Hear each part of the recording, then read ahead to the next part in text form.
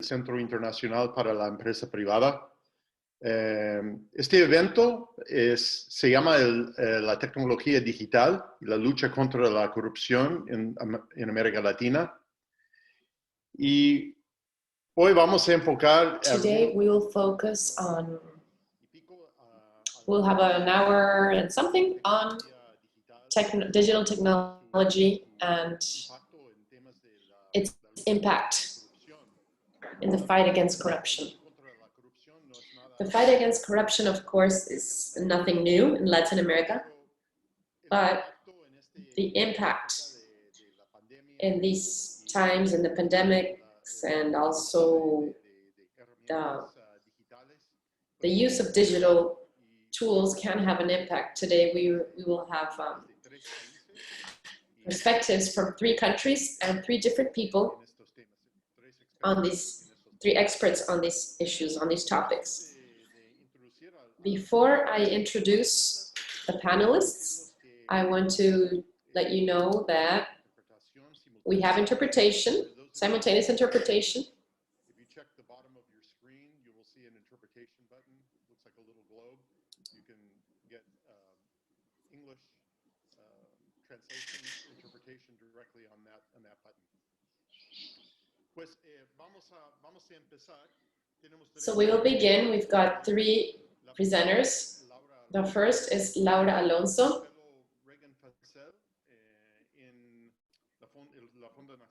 who is part of the Center for Democracy in Washington, and she was head of the Anti-Corruption Office in Argentina under Macri. And the next we have Mauricio Alarcón from Ecuador, was the director of the Foundation Citizens and Development and the National Contact of Transparency International in Ecuador. And to end, we introduce Ana Linda Solano, who's an attorney and consultant in criminal law and politics and criminal investigation, and she's a professor and investigator in the University of External in Colombia. So welcome everyone. Thank you for being here in this important event for the fight against corruption. We will ask to start with 10 minutes of comments, and then we can move on to Q&A. So to begin, I will hand over the mic to Laura Alonso. Thank you, John, for the invitation. It's a pleasure to share this with you, with Mauricio and Ana Linda in Ecuador and Colombia. I am in Buenos Aires right now. I think the issue is very interesting, and especially it's connected to the CIPE mission, because the more we digitalize public administrations in Latin America, the easier it will be for private investment to operate in our countries. And if there's something that Latin America needs, is to increase the trust and investment and foreign investment, and also local investment in each of our countries, because what we need is to generate employment as well, or jobs. That's what we need to create. And, for many years or decades in our region, it's hard to create jobs, and new jobs especially. That the new jobs that come up with the new technologies. About corruption, we could talk about it from 3 points of view: for prevention to detection of corruption, and how to use the technologies, how to investigate corruption using the technologies. And also, I would like to stop for a second and see how the regional mechanism, international mechanisms are working or are understanding the advantages of the uses of digital technologies to increase transparency and control of corruption in the countries, different countries. So the old international conventions, because they don't even mention digital, that's how old they are, need not only a revamping, but also an adaptation, and see how they can be applied to the different governments when the different governments are asked to render accounts. So if I don't have time today, later during the Q&A, maybe I can just touch on this. Yes, there has been progress, but it's always very slow in our region, but there has been some progress with regards to prevention of corruption, especially the small corruption and the day-to-day and paperwork and things. In the last 20 years in the different countries, there have been some examples on how digital technology and digitizing and electronic governments have helped to reduce the personalized contact of people with an officer of the government.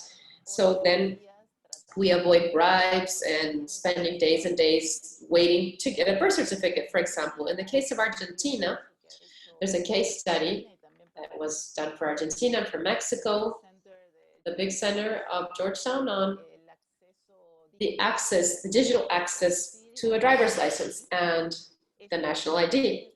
10 years ago, this was still a nightmare in our country. We all know that in the developed countries, 10 years ago, it was absolutely normal and it was resolved. But in Argentina, we are still having issues with digitizing medical information. And this was, in the case of the pandemics, it was, I think we should take into account how delayed we are in health, in the health arena. I would also like to mention a couple of studies that were carried out by the IDB, Inter-American Development Bank. Some years ago, the contest was called the worst paperwork in my life, where different citizens of Latin America shared their experience, and we can talk about imports and exports that have to do with the mission of CIPE. Then they produced the end of the never-ending paperwork. And the never-ending paperwork, paperwork still exists and it's still a focus for corruption. The administrations, like in Argentina, at a federal level have become digital. Most of the paperwork is electronic and not based on paper, but not all of them, or many of them are not 100% electronic. Another point of view is to analyze not just the digitizing. This goes from the ID to requesting an import to export or import, but also simplifying paperwork or the red tape. When we digitize, when we get rid of paper, we can also simplify the process. And then that's when we start touching on interests of different players in the public sector, corrupt people who are not necessarily in the highest ranking, but the bureaucracies that are well established, and people that have become rich due to corruption, and also players in the private sector, because through the private sector, or they operate within the framework of corruption. And this is what scares away controlled investment from other countries, or transparent investment. So I think we have to continue working on digitizing and simplifying all types of processes that have to do with the government. This would be the most direct or indirect way of attacking corruption in our countries. And also, of course, that's what we have to talk about, the procurement and the distribution of social assistance. There we would have to work on increasing digitizing. Argentina has digitized the process of procurement, but a recent study showed that, yes, the emergency procurement during COVID has been analyzed, but most of the purchases have been done directly. This didn't happen only in Argentina. I heard that the UK also, most of the procurement that they did, even though they were electronic, they were done directly because of the emergency situation. And this, or the electronic system, has allowed access to information and to data that will allow more control on behalf of third parties. I think there's another interesting issue that we can start looking at, connected to those of us that fight corruption on a daily basis. We have incorporated the use of digital tools, and John, we are still in the analog period. Even though There's declarations of interest online and stuff, but the controls are always based on the old methods, and I still do not know. Maybe you can help me, or maybe you can say something different, but at least in my country, I don't know of any anti-corruption unit or any specialized procurement office that has a data scientist team working to do big data to prevent and control corruption.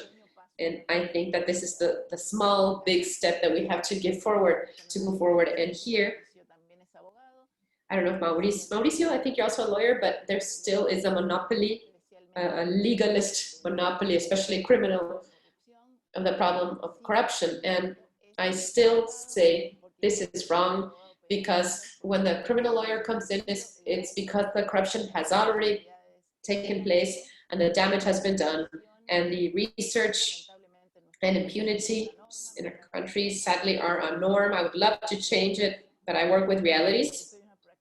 I'm a practitioner, and for me, if I have to look at the cost benefit, it will always be cheaper to invest in prevention than in investigation and punishment.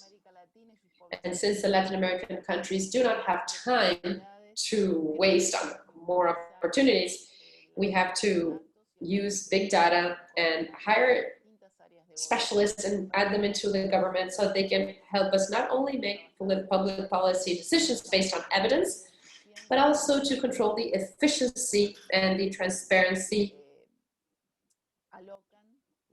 with which we allocate public resources. I think my 10 minutes are up. Maybe I can leave the mechanism for later on control on the states. Thank you, Laura. I'm sure that we will have a lot of questions on this. Mauricio, you're next. Thank you, John. Morning, everyone. It's a pleasure to share this space with Laura, Ana Linda, and everyone who from CIPE encourage these processes to improve transparency and the fight against corruption. I think that as a starting point, Latin America has very common patterns, and as Laura says, there's many similarities we can have, and there's more similarities based on the realities that we face in our countries. I think that's where how Latin America can be described. And a triggering, as we mentioned before, a triggering effect, we published the Index of Perception of Corruption by Transparency International 2020, and with regards to Ecuador, it was presented in the official bulletin, and sustained improvement in the last years, and they also presented the improvement between 2019 and 2020. So supposedly we went 1 point up.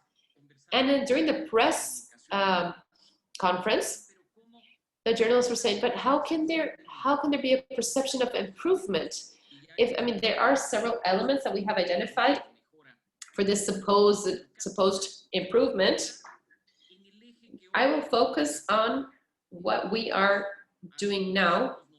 We did this for the hard times that we were living in the pandemics. For example, it was of fundamental importance to have open data and open technology to control the public procurement processes. And I go back. Ecuador went into the Alliance for the Open Government in 2018 in a process in which that we had encouraged from the civil society. During many years, we worked hard on with no success on behalf of the government, who simply wanted to do things the way they want to do them, and also the private sector that related or felt related as a victim and not as a player. After that, we managed to be part of the Open Government Alliance to create a first national plan of action. A first plan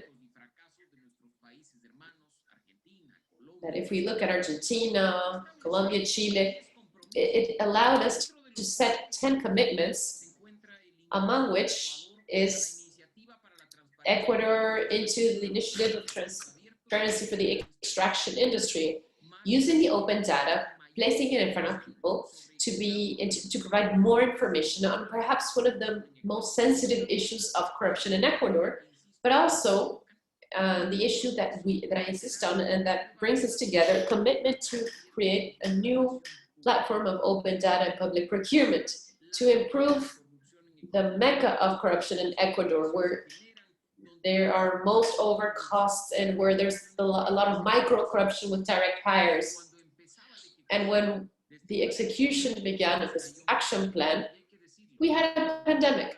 And I must say, luckily, the beginning of that work together with the civil society and the contracting authority and the support of the OPE or the cost initiative, they were there to activate the possibility of placing and making available to the citizens new technologies to be able to fight against corruption.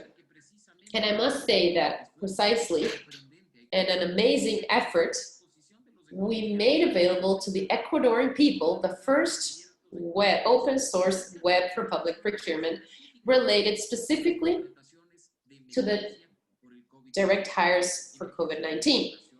On national level emergencies or because of the public institution, and they were also classified by provider, or the micro corruption ones, the small amount ones.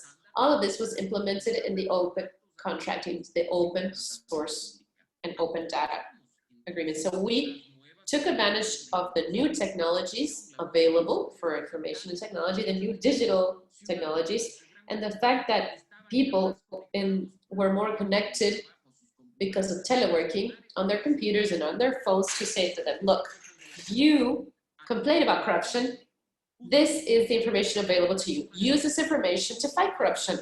And it was very positive to see that journalists took advantage of the information available to detect overpricing in issues as sensitive as masks or body bags, or even over costs in food kits, in emergency kits that were being handed out to the people.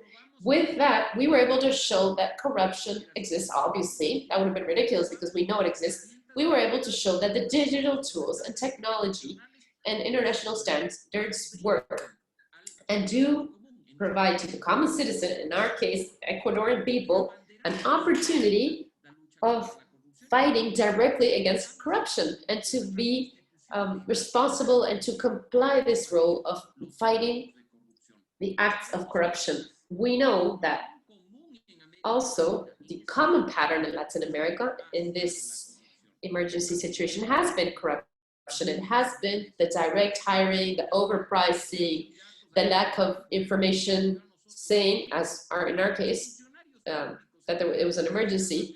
And because the clerks were in their offices, they were not able to have access to the files to hand over the information. So in the midst of the pandemic, we saw an opportunity to make available to all the Ecuadorians tools, digital tools that allowed us to fight corruption effectively. And in these few minutes that I have left, I think it's important to mention some elements that were detected in the midst of this pandemic. It's not all of, we can't just say, oh, great results, it was all perfect, but we also have to see where there are other opportunities, not only for Ecuador, but also in other countries in Latin America. And in that sense, as a good attorney, as Laura was saying, but also as a person who's worried, because we have to at least provide enough guarantees to legally carry out anti-corruption work, it was necessary and urgent to set up the law and transparency, public transparency. And in May of this year, this law will turn 17 years old, and it was never touched or reformed. So in 2004, we never talked about open data or open sources or standards or openness in certain processes, or even the requirements of active transparency were minimum. During the pandemics, we worked hand in hand with the ombudsman to be able to place to provide this information to the congressman. We even saved the work for them, and we provided a draft to reform the law. But also, with regards to norms, we detected 2 additional issues. The first, that we had to fight against the perfect excuse of the public servant to not hand over information, personal data. That was a perfect excuse always. Ecuador has no law to protect personal data. So that's what the public servant hides behind and says, I can't give you that information because it has the name of the person or his ID number, which is crazy, but they use that excuse to deny us access to information. So we have to work, discuss, encourage. We hope that this law in the next months, before the transition and the change of government, they can see the light, definitely, to have enough elements so that not only the direct of access is guaranteed, but also that people can, with name and last name, fight against corruption without being afraid of problems and without using this as an excuse of personal data protection. And we also need a law to protect conflict of interest. Some laws, these laws already exist in some countries and have shown that, for example, in the public sector, even though we have a prohibition by law, some people use this information to even, we had a minister who had taken advantage of the crisis, went into debt or got Ecuador into debt, and now he's vice president of that bank. And then he said there was no conflict of interest, but you know, by law, he was supposed to not be there, but he said, oh, there's no law that regulates this type of job acquisition. So civil society has made available to the legislators a wholesome project to prevent conflict of interest. But the most important thing in these last seconds I have is to, Laura, I can say it's not all about laws. It's not all about norms, local norms. Product of our instruments of our ratified and signed laws. The most important thing is to be able to implement those norms and those compromises. And sadly, in the case of Ecuador, most institutions have a pending debt with us because it's all been cliche and, you know, the speeches, no matter who, and national chase saying that everything will be good and it will all be all right. But in practice, the results, sadly, have been minimum. It's all then in the hands of the citizens, and that is why, since from the civil society, we encourage open data, technology, and more access to information so that we can be the ones to do the work, and we cannot just expect the authorities to do it because they won't. Thank you, Mauricio. It's very interesting. To wrap up, or to end this, I hand over the mic to Linda. Gracias, John. Un saludo. Thank you, John. And to everyone who's listening, when I saw the purpose of this talk, which is COVID and corruption and technology, there's different associations that we can do there. There's different, so I imagine more like the diagram, and based on that diagram, I will see the technology and COVID and corruption and technology. That's how that's sort of how I want to organize my ideas today.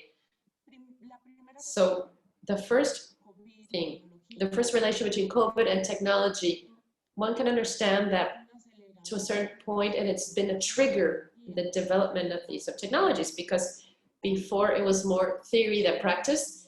Now it's a reality for many of us in our countries, and in medicine and work. And I mean, I'm from Barranquilla, and the Carnival of Barranquilla is very famous and it's a ritual. But this year, well, in some festivals of the region, there has been some claims for corruption. because of these virtual festivals. I mean, even virtual festivals. So it has been a trigger, but COVID has also or placed the huge disproportion of the vulnerable society and the huge differences that there are, women and older people, immigrants, and a lot of these vulnerable populations, indigenous immigrants, etc., are the ones that suffer this huge digital gap. If you go to COVID and corruption and then anti-corruption, well, then we see that there has been huge challenges in the corruption area. I mean, my colleagues already mentioned that Latin America, or America, the Americas, are part of the, on average, there's 43% of a perception of corruption. And there's a scenario of corruption, bad management of resources, and in one of the most affected regions or more difficult regions have been given the management of COVID. So there is a sort of difficult relationship there that requires a more in-depth analysis. But like in almost all the context of the world, we have had to take emergency decisions, protocols, and public hiring, imports, controlling the imports. But going to those most specific methods can be justified. The size of the challenge, working quickly, having access to supplies, to medical supplies, distributing purchases, procurement for the people, food. This opened up a window of opportunities in those processes of supplies of medicine, etc. Well, this opened up a window of opportunities. For example, in the Colombian case, we have identified overcosts, direct hiring, political favors, paying campaign managers, the use of public funds for buying things that were not necessary, or that were not, there's two very famous cases, local purchases of masks that were 10% more expensive than the real value, or medical supplies that were 2 or 3 times more expensive than they really were. There's macro analysis that is very interesting in the hiring, and we have also detected networks of corruption. There's a study done by the University of Rosario that shows that where there is less capacities of the institutions, or where there's weak authorities, is where we have had most of these crises with the situations associated to expenses, bad management of expenses with regards to COVID. And also, this has provided an opportunity for organized crime to do their marketing as an organization, also with contraband and fake documents. Many times, organized crime is facilitated by corruption. So transparency, the control of expenses, public procurement, all of this that was mentioned here are the best allies for the civil society. And here, going more into the technology and anti-corruption, well, it has also been an opportunity. Are these measures needed? They are a window of opportunity for corruption, yes, but there has been an increase in the institutional capacities for this end. The procurement controller's office, and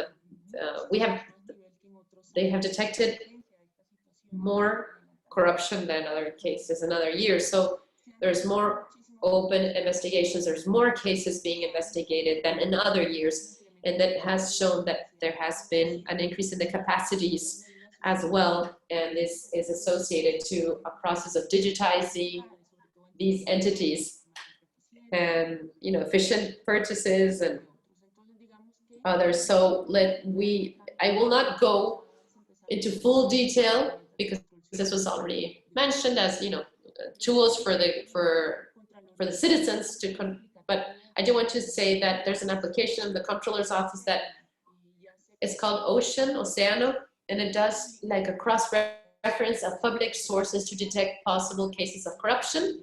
And there's a blockchain sort of way to see if there has been any manipulation of the processes that is being used for buying, to check the purchase or the procurement of food for schools, because schools have suffered a lot of corruption, and many other examples.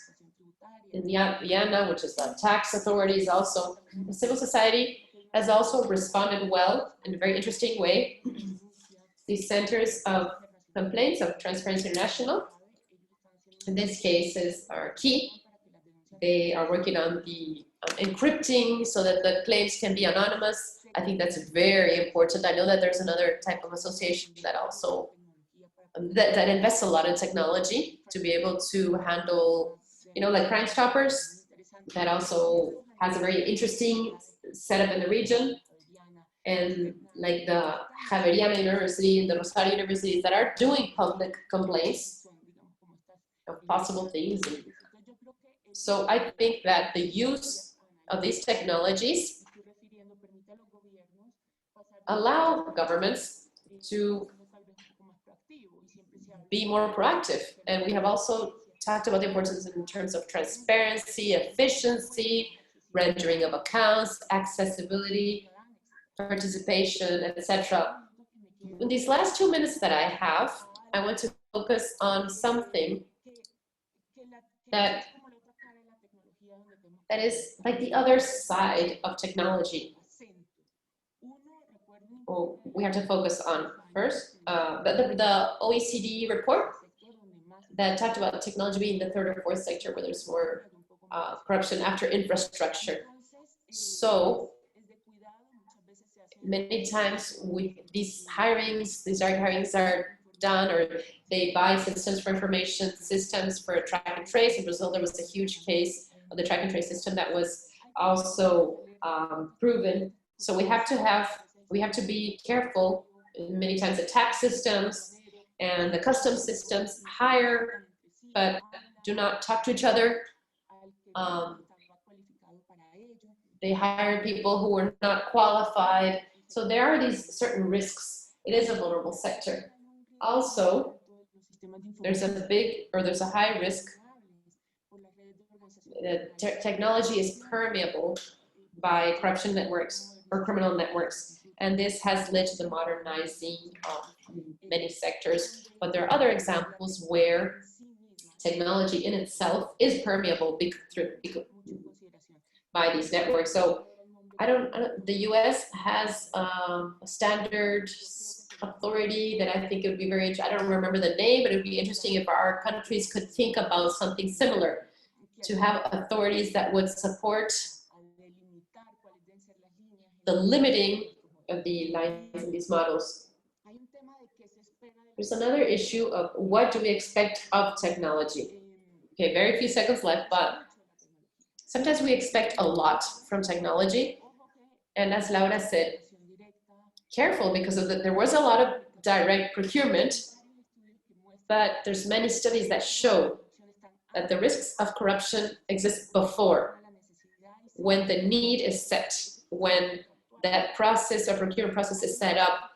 There is a lot of risk. There's a high risk of corruption that happens before the tool can actually be useful. And also there's something that many times the use of these new tools, you know, I mean, there's many people who don't want to transition because they will lose the bribes they collect, etc. So behind technology, there has to be honest people, well-informed people who are prepared, who know what the risks are. And here, just as a final thought, I want to say that we need, that it doesn't matter if we have all of this at technology and etc. If our authorities still have this silo mentality and do not develop or do not work together more we're talking about analytics here, and the capacity, we need to have a better capacity of analysis. Our leaders don't have or don't understand how important analysis is. Many times we have access to information, but we don't understand it. So that's where the multidisciplinary and multidimensional and all-encompassing comes into place. We need capacities to analyze, the data, to be able to understand all of the challenges that corruption brings to us. So that was my final thought. Thank you, Ana Linda, and thank you all to all three of you. You kicked off this conversation in a great way. It was like, we are fortunate because we have a lot of time for questions. I want to encourage the people in the Zoom to send their questions in the chat box. We have a couple of questions to begin with, and a comment that came from an assistant about the report of digital appropriation of CNC showed that only between June and December 2020, they moved forward as much as in the last 20 years. So that's interesting to bring before the panelists. I want to start with the question of the role of the private sector in this fight. If they are working together with the private sector, especially I think in the big companies of IT, is their work with them to fight against corruption? Are there any digital tools? I mean, that's this question for all the panelists. I don't know if somebody wants to begin. I will ask everyone to share.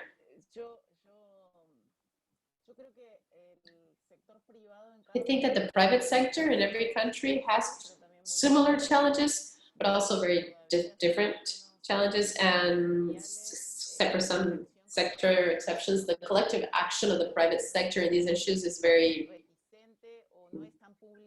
is not so available as we would like it to be. It's not so open. I think we have to continue insisting and saying without the collective participation of the private sector, per sector or lines or regions or whatever you think or whatever name you want to give it, it will be very difficult. And we also talk about a context situation, and the states of Latin America are still they're not modern, they're very old-fashioned still. As I don't know, Frank Fukuyama could say in some of his texts, we're talking still about states that are built on privileges, and many times there's local businessmen that use these privileges to finance campaigns or placing their staff in the public government to obtain contracts and benefits. That could be the change of a small regulation that's not a law, but it's a small resolution that benefits them. So this happens a lot.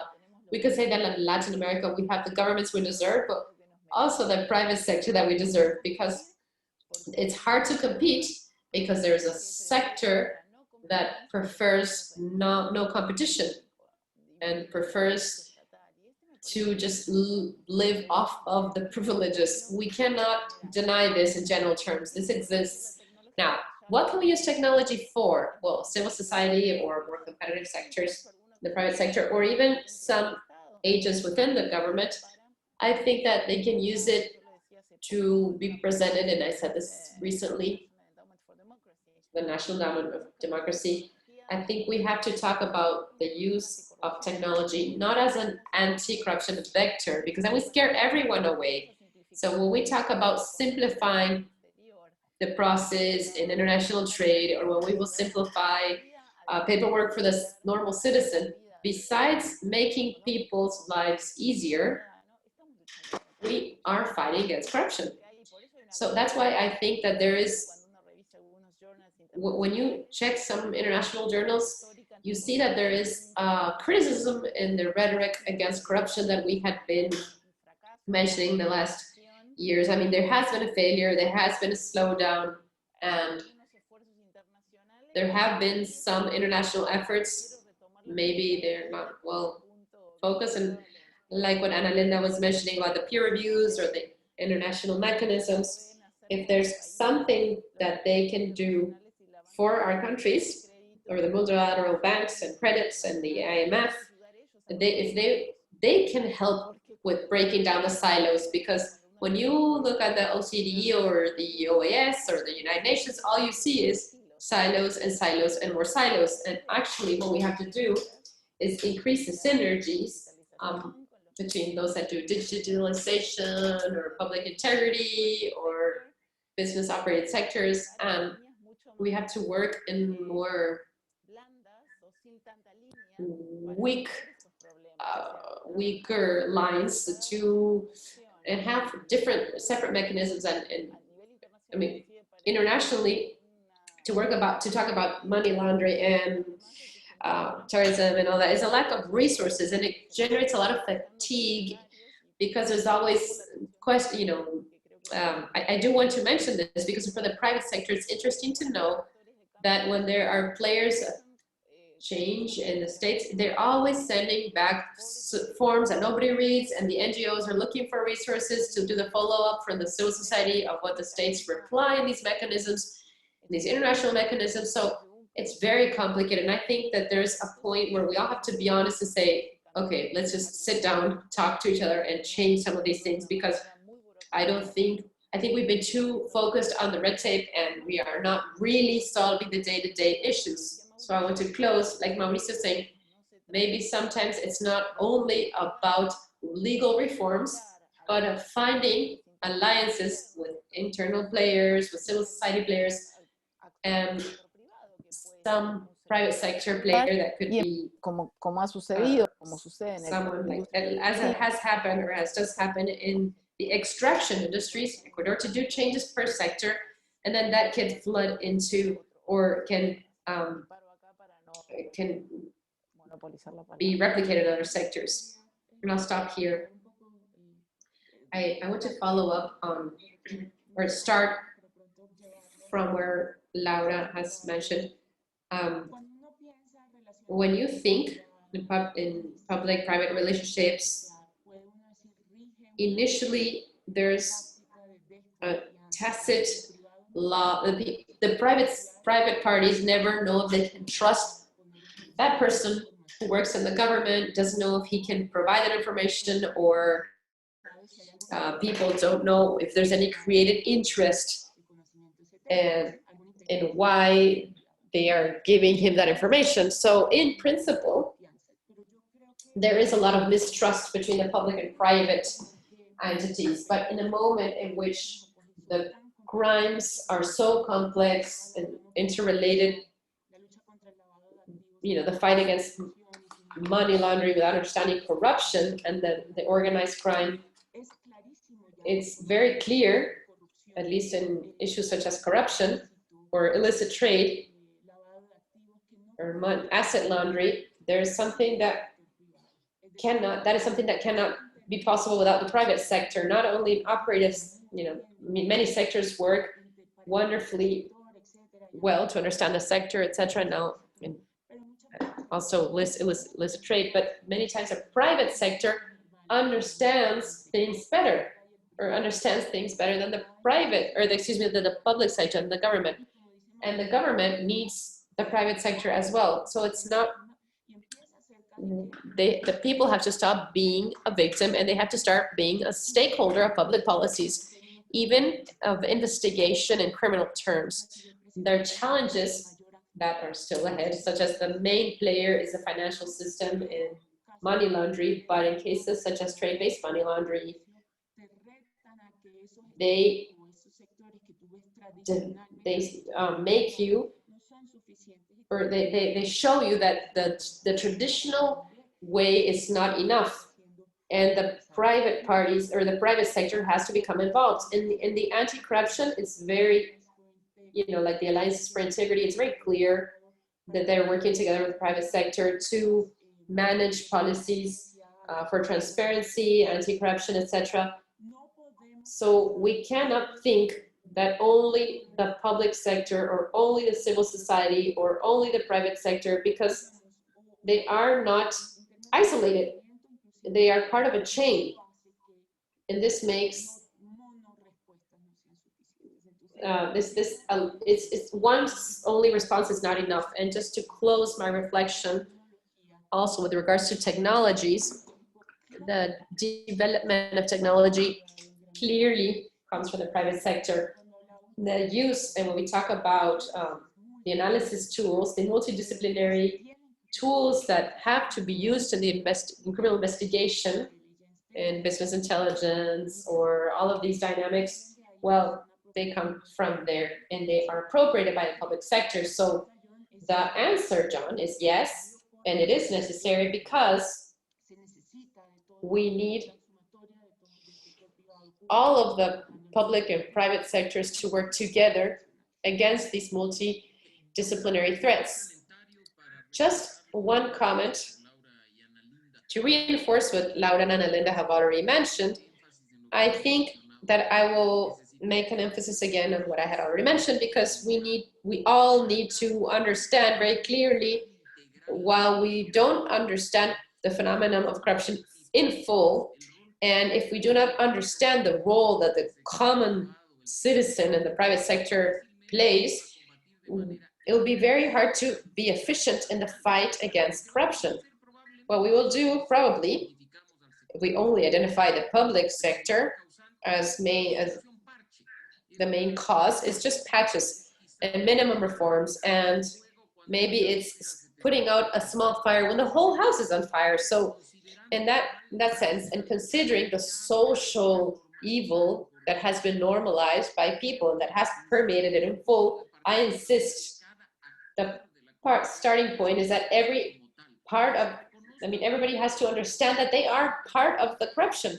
The citizen who pays a small bribe to the traffic to get out of a traffic or a ticket, he's part of the corruption. The private sector that does pay for corruption to get a public bid contract or to be part of a system of public procurement in a public institution, if that is still normalized, if that is not well understood, and if the private sector always attacks the public sector and says, oh, we're just victims, well, then we won't be able to solve the real issue. We will only have patches, and it will be a cycle. And so the private sector is also key in the fight against corruption, especially now where private initiatives are being activated throughout the whole world. But if there's no awareness, then we will not be able to find real solutions.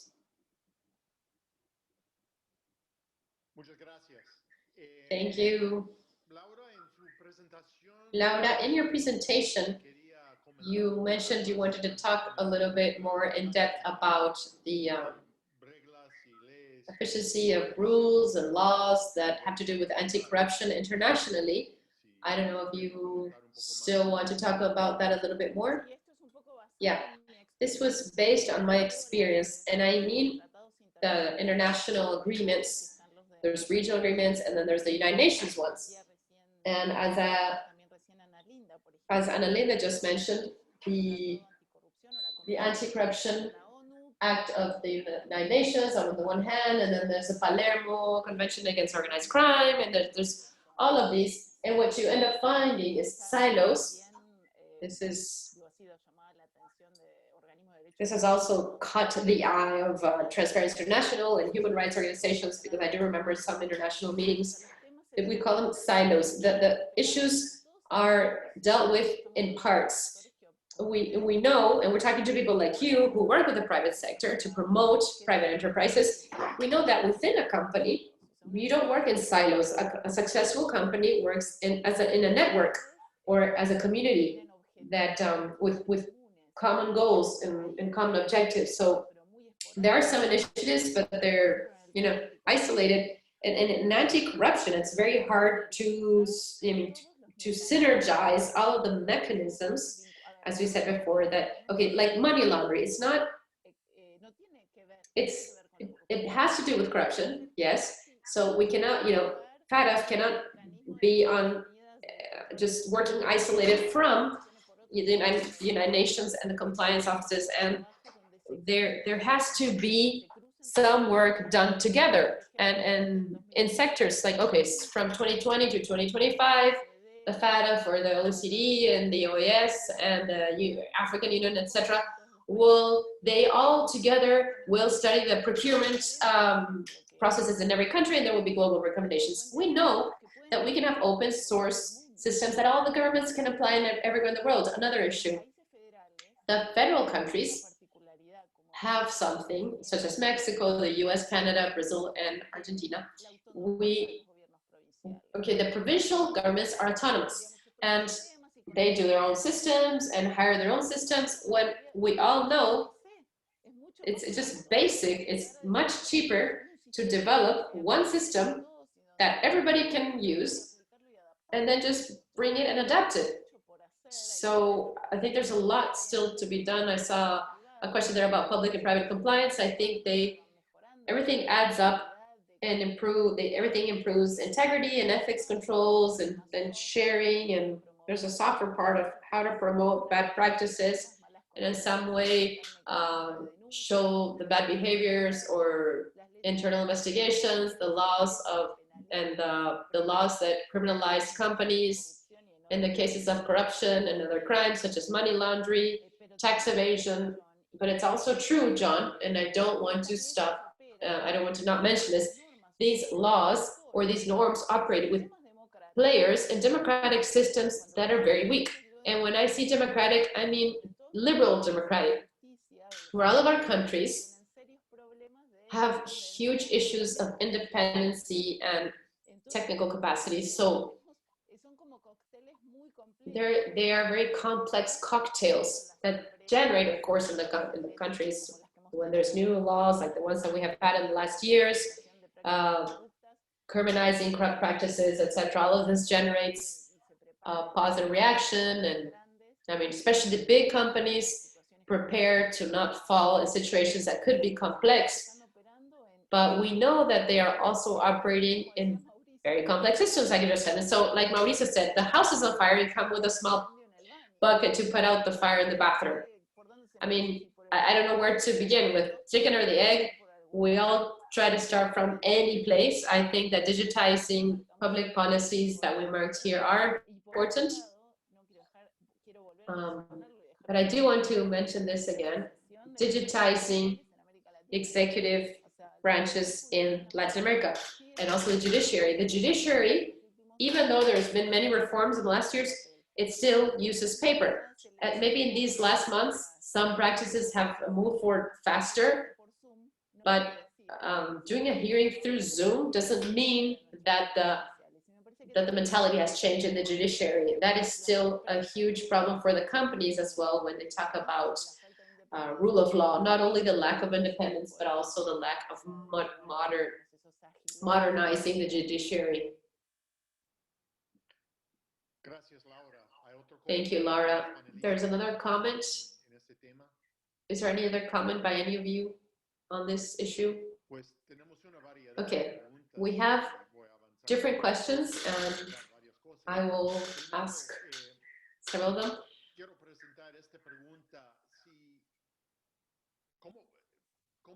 Okay, how can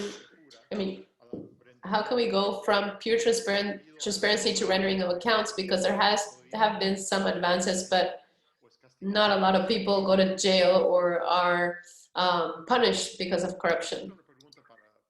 That's a question for everyone. Sorry, John.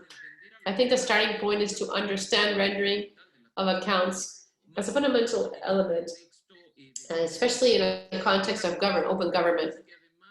A rendering of accounts that is not limited or is not limited in annual exercise as is done in many countries of Latin America, but as a systemic and recurring activity, a permanent activity of handing over information on the public management to people. That is really rendering accounts. But I think that indirectly, they mention something that we deal with every day in Latin America, and it is impunity. In that sense, countries such as ours have a deficient criminal system to punish effectively, to punish corruption effectively, but also with the excuse of efficient cooperation, or as Laura was saying,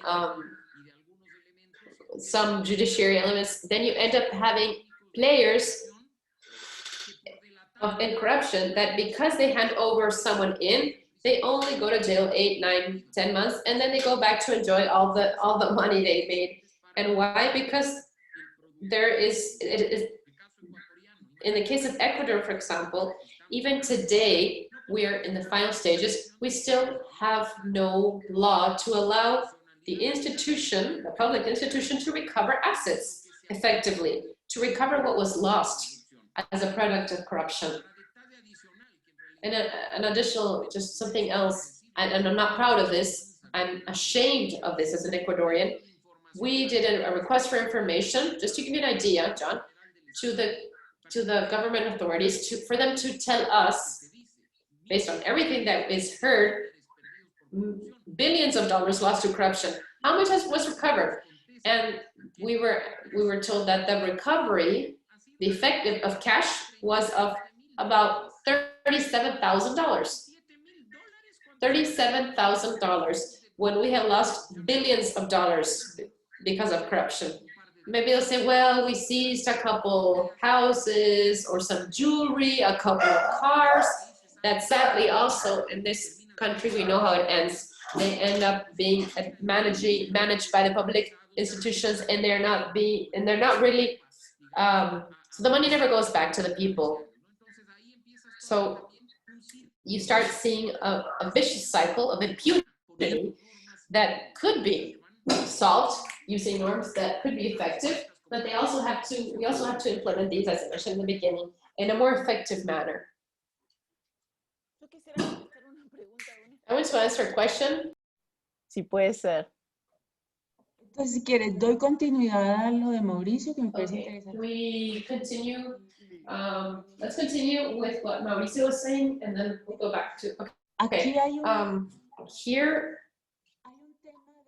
there's something here about transparency and access to information as a fundamental right, and to understand this fundamental right is key. It's one of the main rights for the people, but the one that they understand the least, the right to the access to information. I mean, there are important milestones in our region thanks to this access.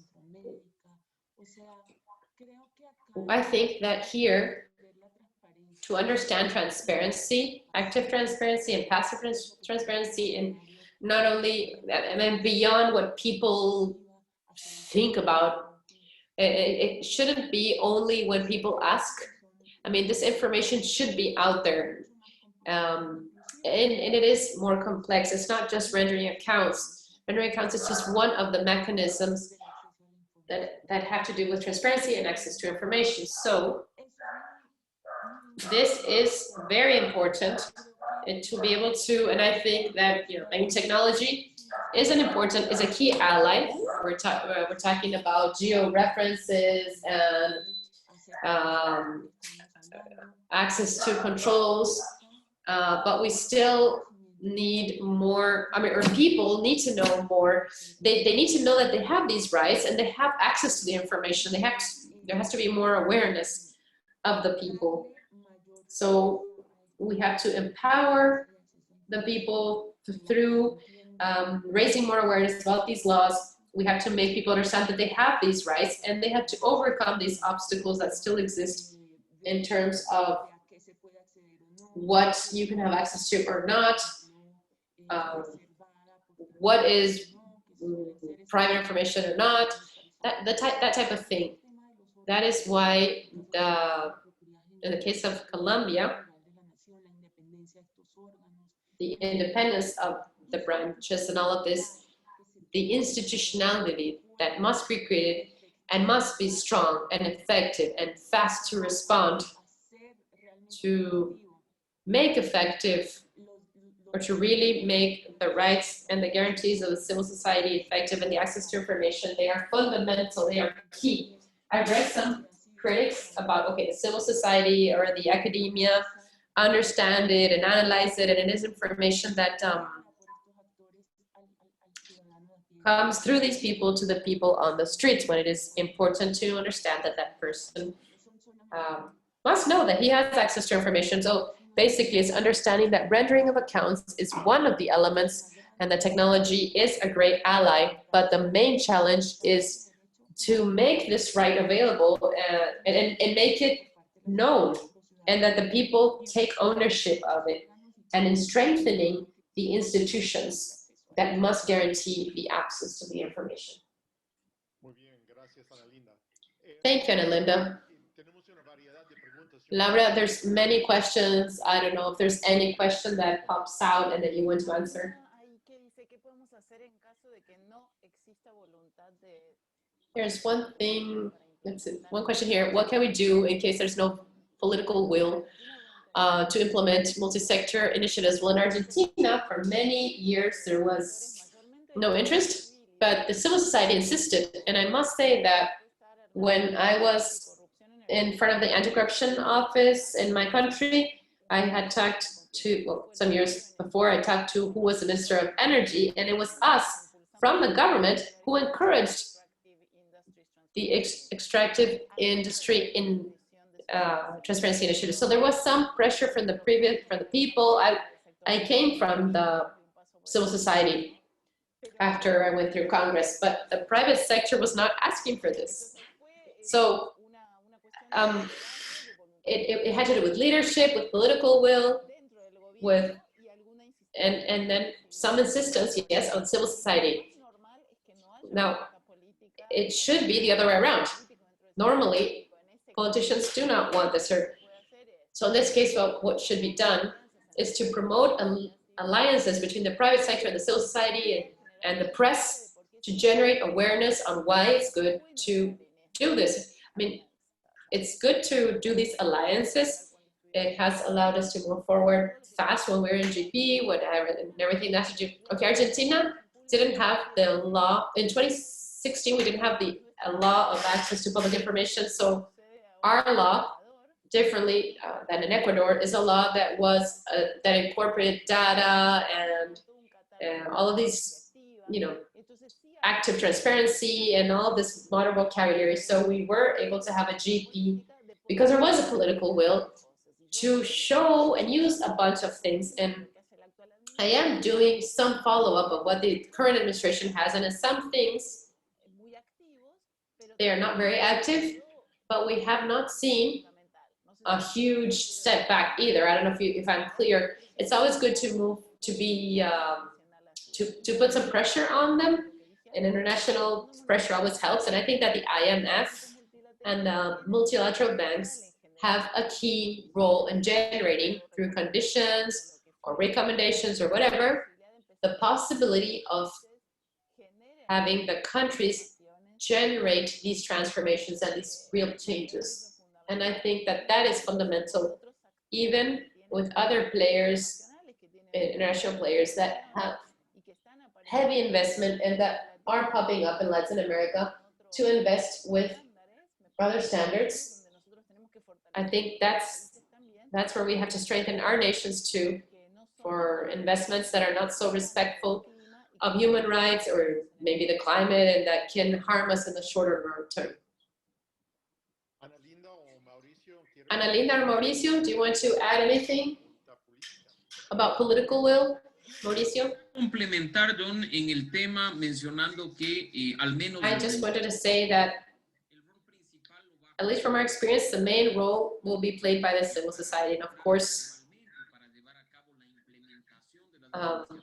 to carry out the implementation of the initiatives, we need the governments and the government levels. We need to mention that when you come across a barrier in the local government that does not believe in democracy, does not believe in transparency, and this, you know, during a good period was between us, but it's the good option is to start working in the implementation of the standards beyond being part of this initiative or not. Ecuador was not a part of the Alliance for Open Government. And between 2016 and 2017, when from the municipio of Quito, we encouraged a whole process of open government in the capital of the country. A first action plan for the city with the participation of the people, with concrete commitments to look back at the national government, open the door and say, hey, look at the results of these. You know, the country is missing out on this because of your lack of political will. So there will always be creative strategies to activate and implement, and of course, have direct involvement in order to put the country into the main initiatives internationally. 3.5 years ago, Ecuador wasn't even close to being part of the OGP or IT, or to be implementing open contracting standards and of being or using cost initiatives. We weren't even dreaming about that. We would never talk about the final beneficiaries or real beneficiaries. It all starts somewhere. And the main thing is to understand that the fight against corruption, the promotion of the integrity and transparency is not obtained during the first day as a direct result and an immediate result. This is a constant struggle, a constant fight. It's more or less like a preparation for a marathon. It's a constant fight. It is continuous work. The constancy, the persistence from the people, from the civil society, from the academy is fundamental for good results.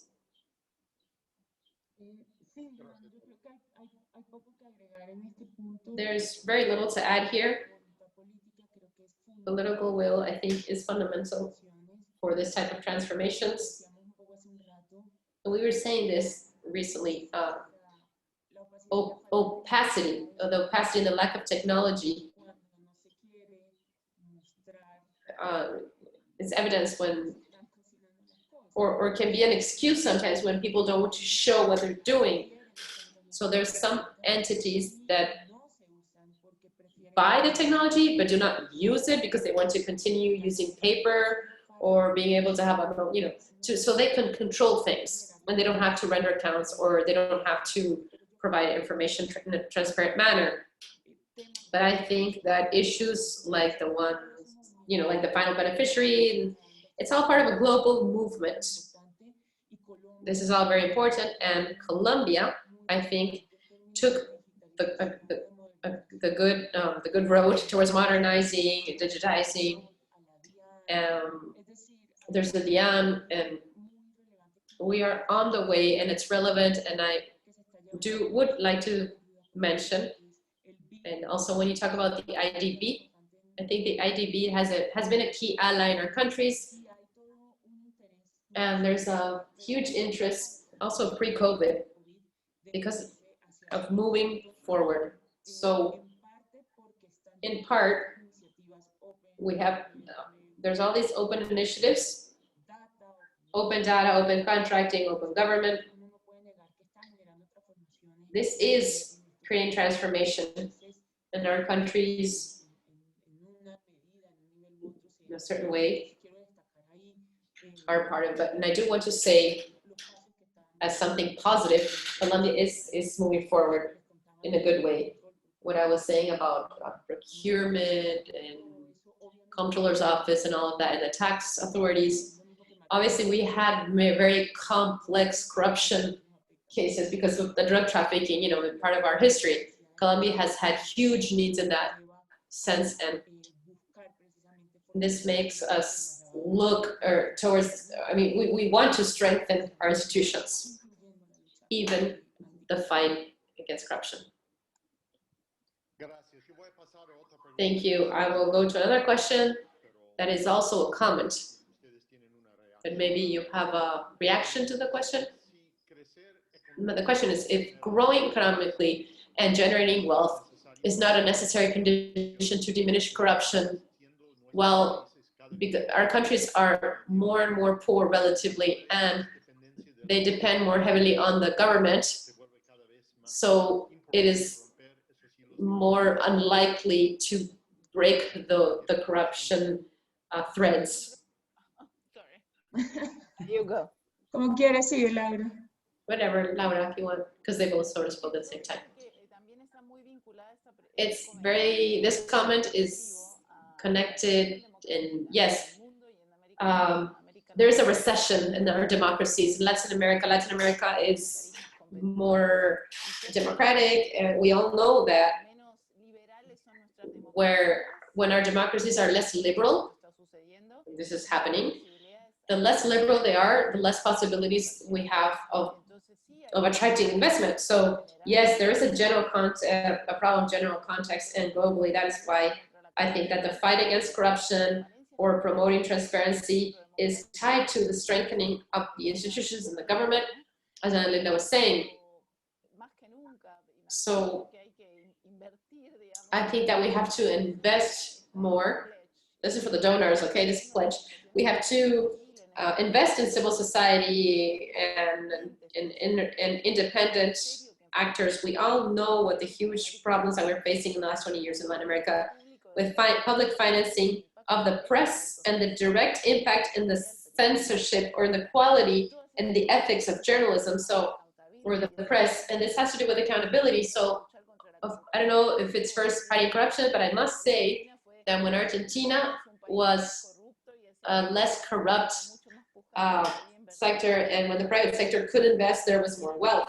And it would seem in our countries that generating wealth has become a bad word, and we talk more about solidarity and less about attracting investment. So it is a whole issue that we could discuss. It's very political, but it does have to do with a culture, a democratic culture in our countries that is still very immature.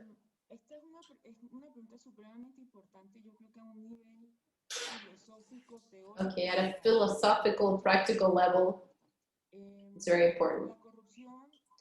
Corruption is, okay, it's very clear. It does affect the development of the social and economic sectors in the regions. And I mean, there's been some work done by Transparency International of looking at corruption and all of the objectives of making it sustainable and showing how corruption is an obstacle for rights, social, economic development, etc. And we know this in the big cases that we have in the region with, we all know how this dimension of the problem. There's a new notion now of corruption that is being used for, and we saw this with all of the claims from Russia, and if Russia had an influence or not in the US campaigns, etc., where they say that corruption is a tool for public dominion, or the use, or the corruption uses the government, or can use it as a tool. So, and the technology was a relevant tool for that definition of the elections or not. So many analysts of these issues say, careful, the main risk is in the defense of rule of law and democracy, which is what Laura was mentioning as well. So, and I've seen it with my work in gender and corruption. There is something that is very important where many of these variables, like the existence of corruption or participation of women in decision-making roles and others that create huge gender inequalities, such as right now this monopolizing the information or monopolizing the information that gets to the people, etc. A lot of this has to do, I mean, there is a weakness of the rule of law. There's a weakness of the institutions. This is strong. Accountability, etc. So, well, you know, different scenarios.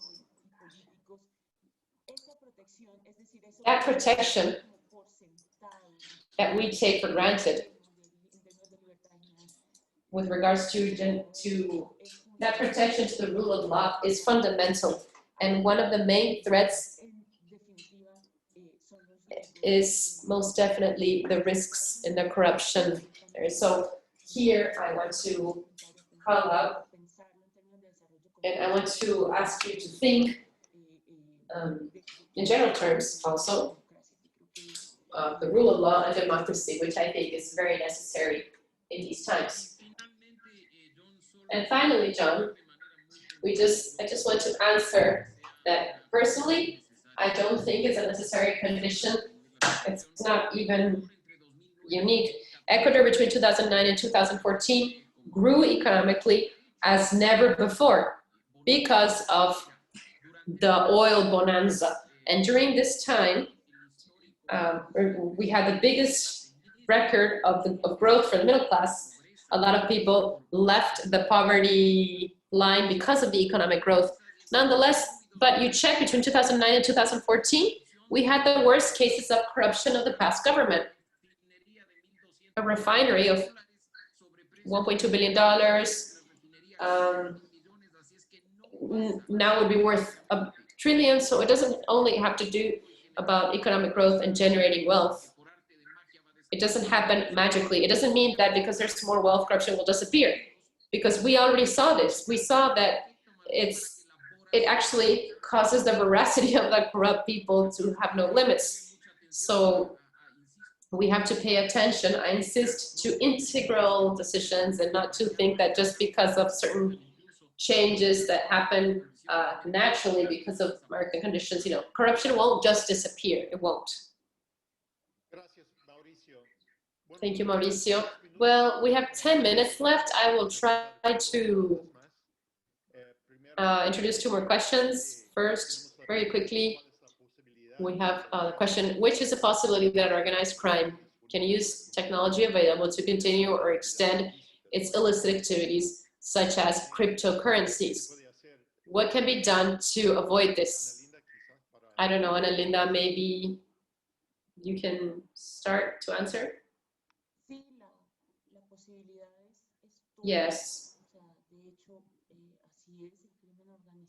Organized crime uses the advantages of technology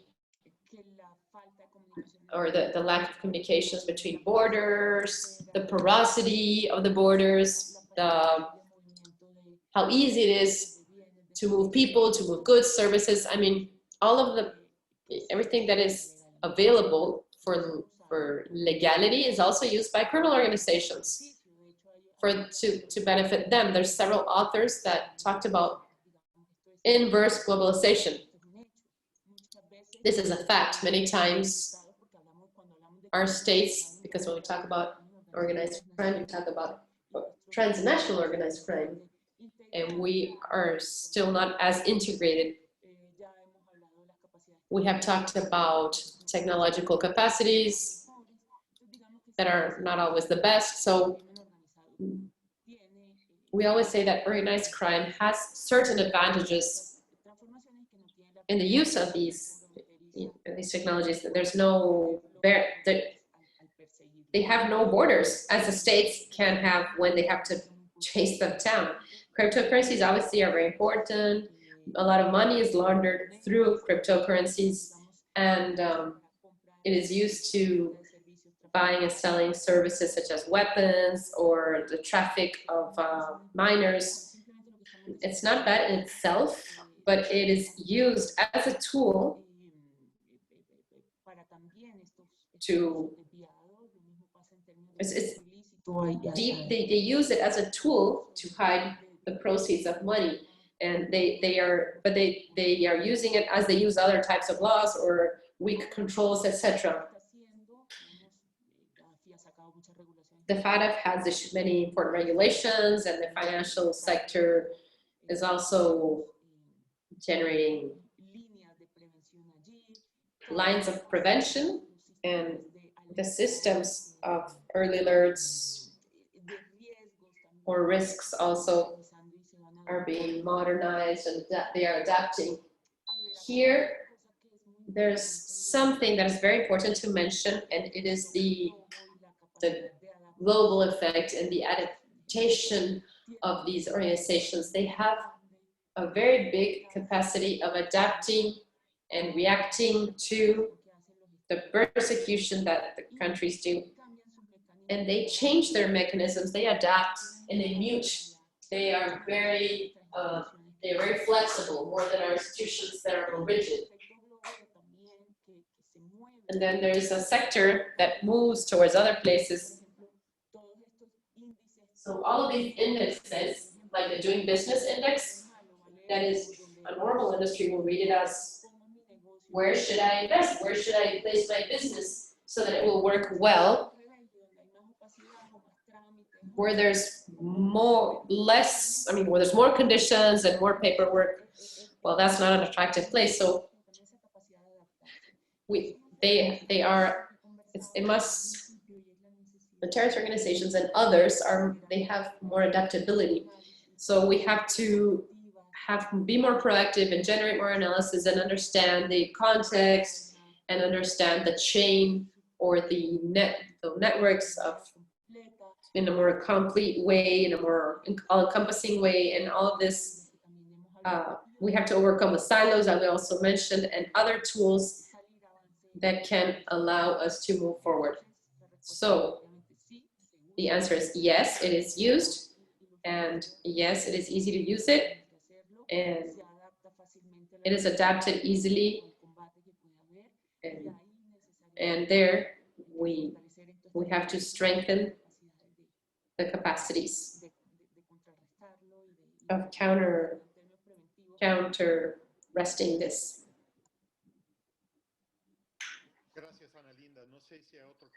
Thank you, Ana Linda. I don't know if there's another comment. I want to move to the last question in the very few minutes we have left, if that's all right, if there's no other comment. The last question, and then Mauricio, we can start with you. How can we improve the study of the perception of corruption? I want to widen this a bit. What do we need with regards to tools in this fight against corruption? And how can technology technology assist us in this, Mauricio?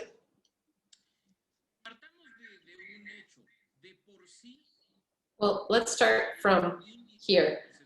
The Index of Perception of Corruption, John, is a tool that allows us to monitor the way in which people perceive the situation of corruption in the public sector.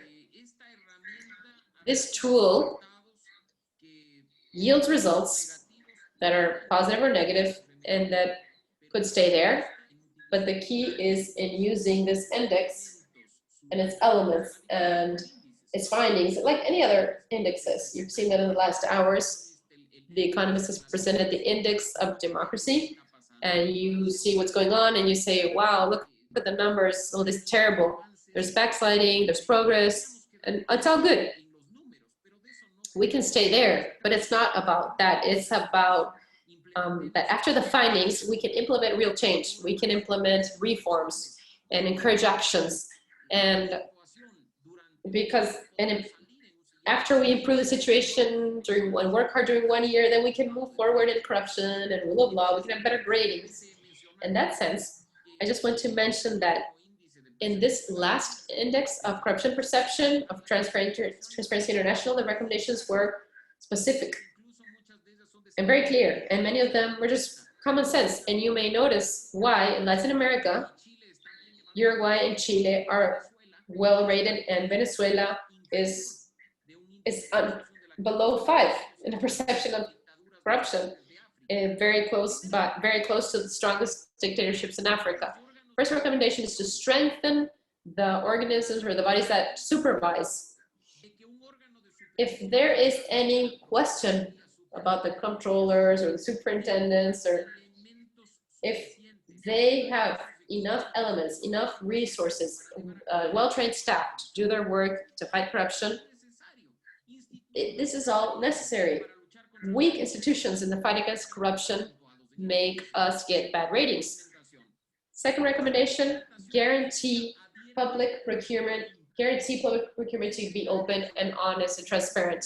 Deliver information to the people of public procurement so that we can fight this and that the authorities that supervise and control can use this to fight corruption. Also, they tell us here in a specific point that we have to work on identifying and conflicts of interest and guarantee fair prices. The recommendation is clear. Third recommendation, John, defending democracy as a key element, as a way of government. It's the only one we know, or it's the main one we know, and to promote an open space for people who are using their freedom of expression, as well as the press, and the organizations that are being guaranteed to be able to get together and do their work to prevent and fight. And of course, we have to demand from the authorities that they render accounts. And finally, access to information. If the people have no access to full information and relevant information with the open data technologies, we will not have easy and accessible information, opportune or significant information to fight against corruption. It's just 4 very simple recommendations. If we put them into practice in our countries, we could move forward in the index of corruption perception. I insist, use the data to find the way to improve and to grow, not the information just to cheer if we do well or not. Information does not lie, data doesn't lie, but it's important that the facts can be used to improve transparency and integrity in our countries.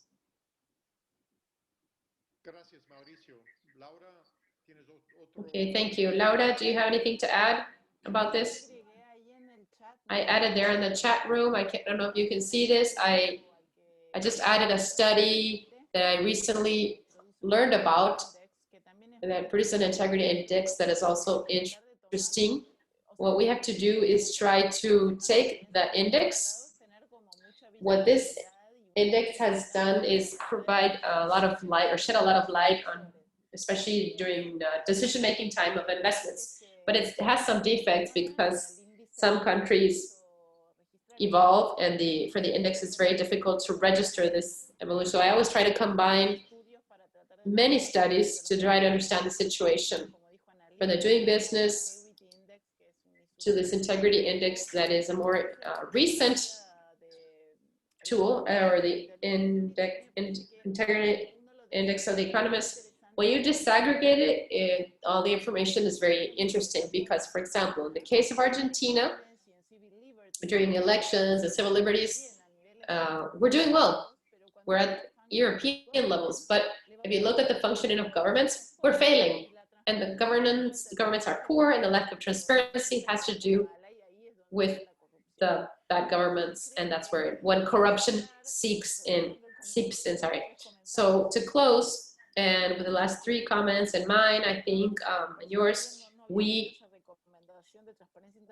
I hadn't read that recommendation, but I thank you. If we do not take democracy seriously in quality democracy and liberal democracies, there is no agenda for transparency that is possible because the countries that are competitive and the dictatorships have no transparency.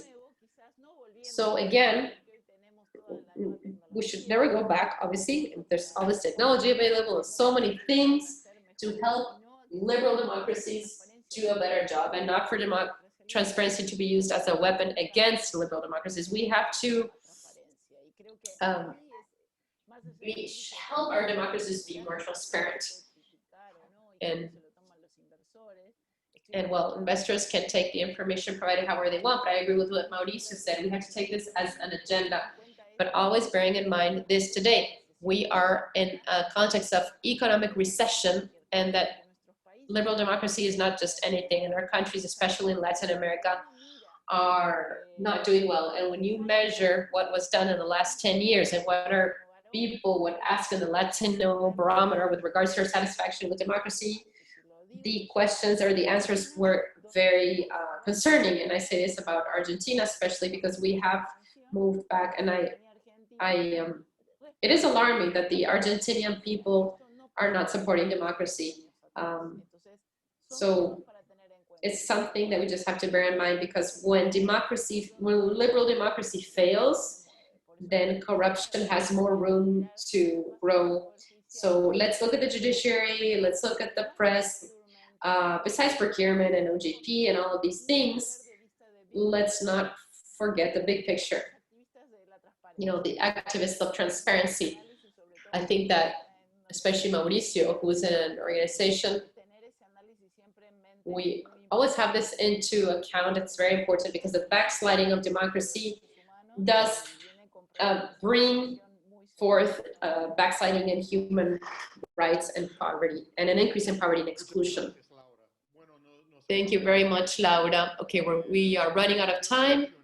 I just want to mention that this event is part of a series of events and blogs and podcasts that belong to the future of work of the Department of Latin America and the Caribbean at CIPE. And we have noted in the chat box, or we have mentioned how you can follow us on Facebook and LinkedIn.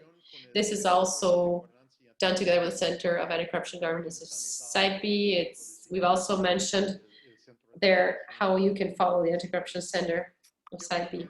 I want to end by thanking the panelists, and I want to thank everyone for your questions and answers, and also for the valuable insight provided today.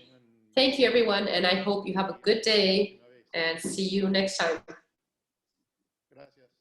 Thank you.